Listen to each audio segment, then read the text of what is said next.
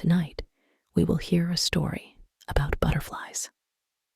Let's travel back in time to feudal Japan, a land filled with stories, where every road has been walked by poets. Every castle holds a grand history, and every temple welcomes countless prayers. But our story is a small and simple one, about an ordinary farmer and his extraordinary dream, set on a rainy afternoon. The sky is cloudy and gray. In the clouds, a raindrop forms, gradually growing heavier until it lands on a deep green leaf. Soon, it is joined by thousands of other raindrops. Listen to the sound of them tapping on branches and the ground.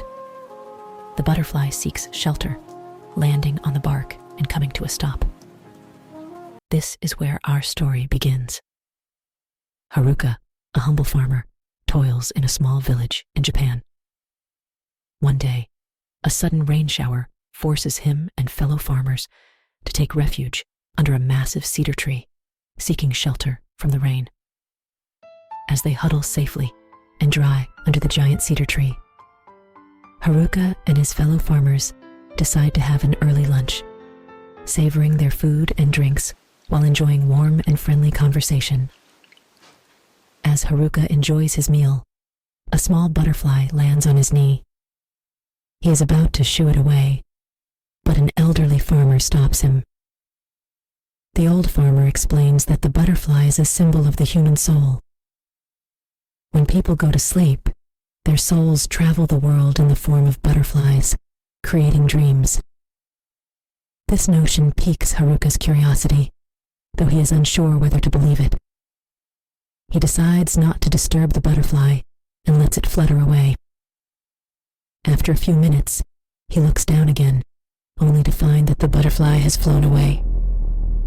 Soon, he drifts into a familiar dream, surrounded by soft murmurs of conversation. In his dream, he finds himself in an entirely different place. The scene in the dream surprises him, as he appears to be at the front of a royal procession. The people before him are adorned in luxurious red and gold silks, with golden hairpins and elaborate sandals. Their hair is jet black and meticulously styled in various intricate fashions.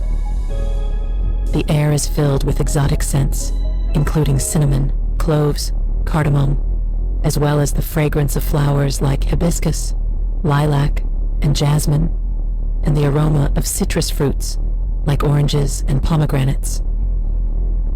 The procession seems to carry an aura of paradise, signaling the presence of royalty to everyone nearby.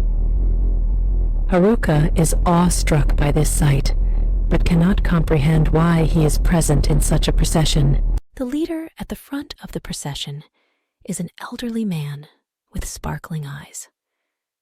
He approaches Haruka and instructs him to rise without the need for a bow, explaining that they have been sent by the queen in search of him. The queen requires his assistance for a mission of utmost importance. Haruka is taken aback by this revelation, but agrees to the proposal, joining the royal retinue. Before they depart, they provide him with attire in the style of a hermit, the traditional garments worn by the queen's guests. Accompanied by the royal entourage, they embark on a journey to a small island located in the middle of a wide river. As he steps onto the island, he immediately feels the fertility of the land, the damp soil, lush grass, and towering trees that provide ample shade.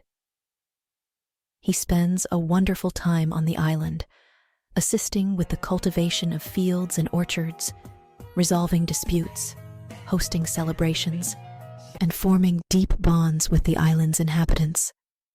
However, when the queen's messenger arrives on the island, telling him it's time to return to his original place, he leaves the island with a heavy heart. At the moment of departure, a thick fog envelops him, and he finds himself back under the cedar tree, as if only a few minutes had passed. When he returns to the village, he tells his fellow farmers about his fantastical journey and shares the story of the butterfly. An elderly farmer points out that, at the moment he fell asleep, the butterfly flew above his heart and was gently caught by a few ants, who took it into a hole at the base of the tree.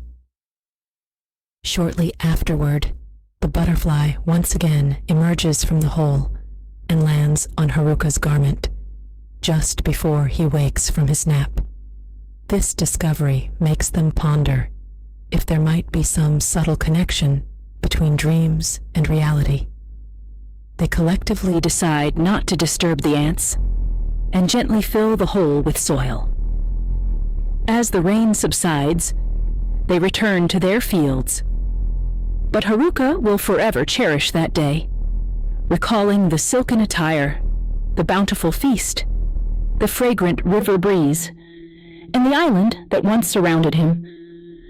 Before leaving the cedar tree, Haruka leaves half of his unfinished lunch at the base as a final gift to his tree hosts and friends, showing his gratitude for the marvelous adventure and dreams they provided him. Now, let's immerse ourselves in this beautiful dream of the butterfly. Relax your body, calm your mind, and prepare for a peaceful night. Good night.